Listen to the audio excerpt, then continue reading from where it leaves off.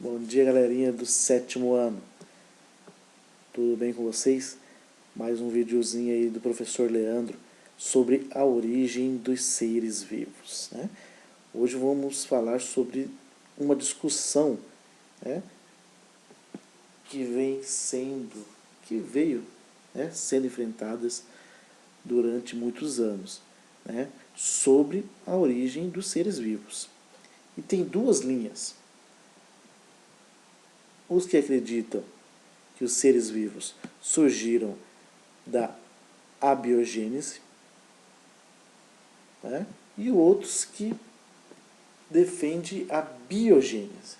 E o que representa a biogênese e o que representa a biogênese, né? Aqui, Aristóteles foi um dos primeiros a falar sobre esse assunto, né? E para ele, a espécie de um ser vivo surgia pela geração espontânea. Geração espontânea é essa conhecida como a abiogênese, né? Essa era a geração espontânea.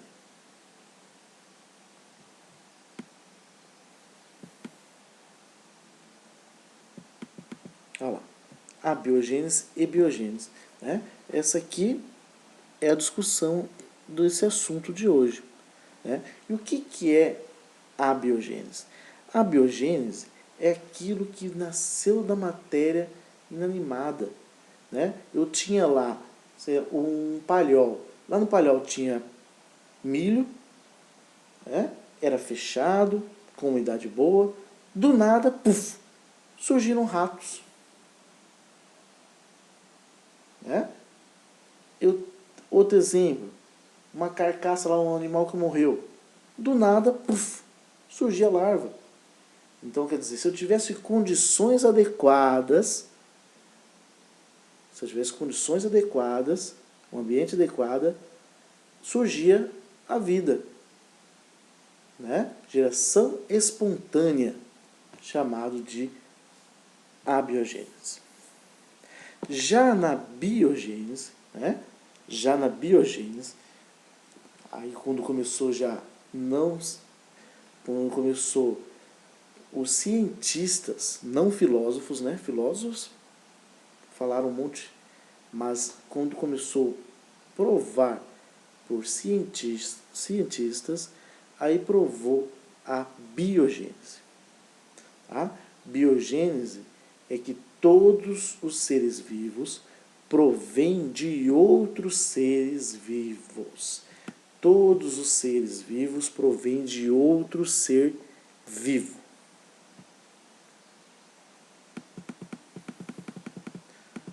Então, não pode esquecer, né?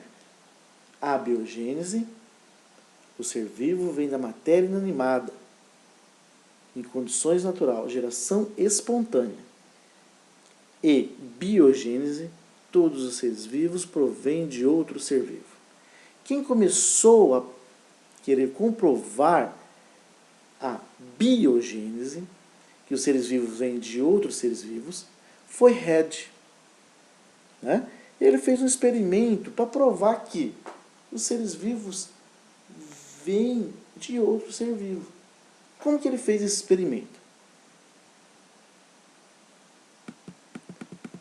Ele pegou 2 potes, né?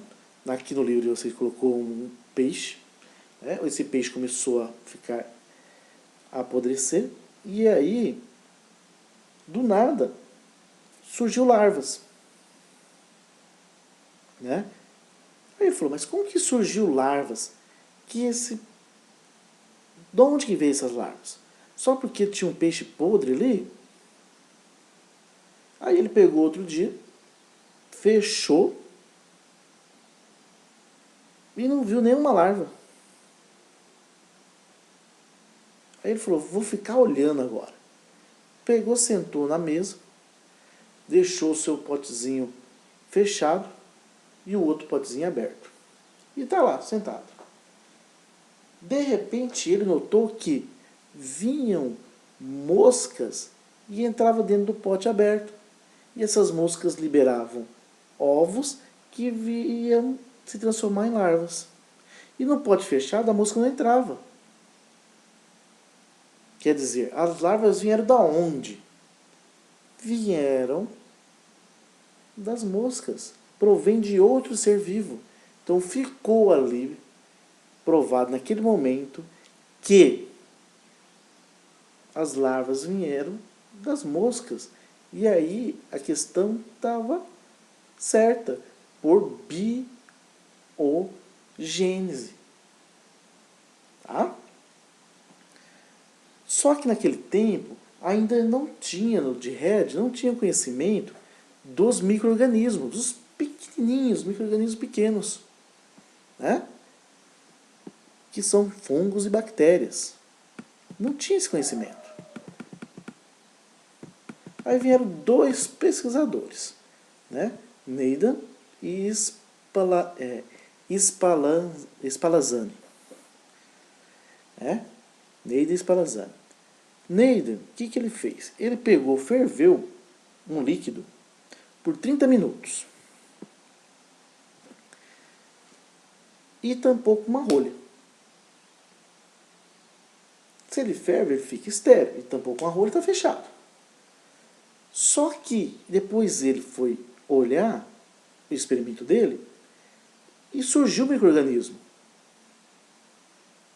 Ele falou, não, então o meu caldo, ele tem uma força vital, né, que é os nutrientes, força vital que é os nutrientes.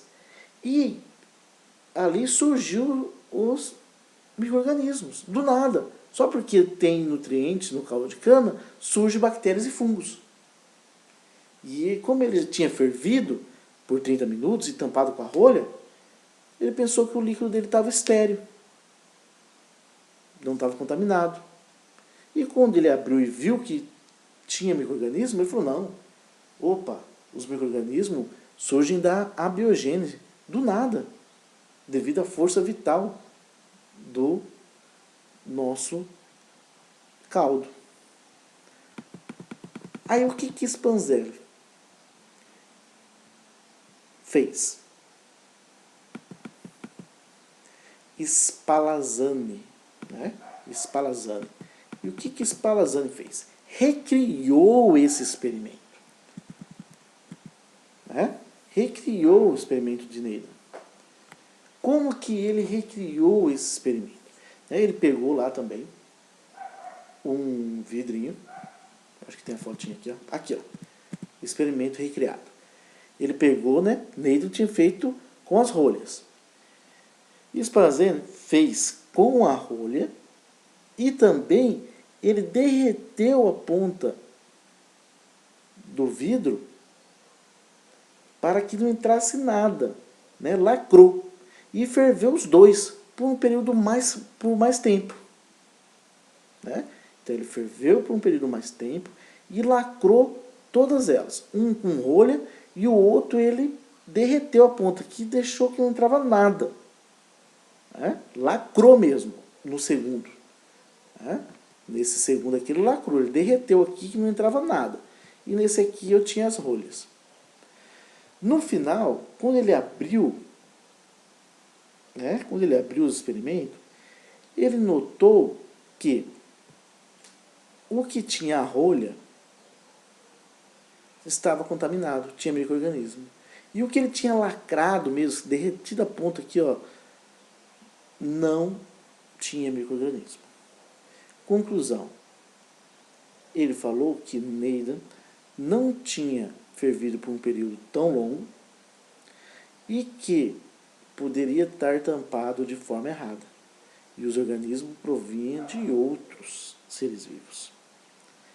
Needham, para não ficar por baixo, falou que, como ele ferveu muito tempo e estava lacrado, perdeu a força vital,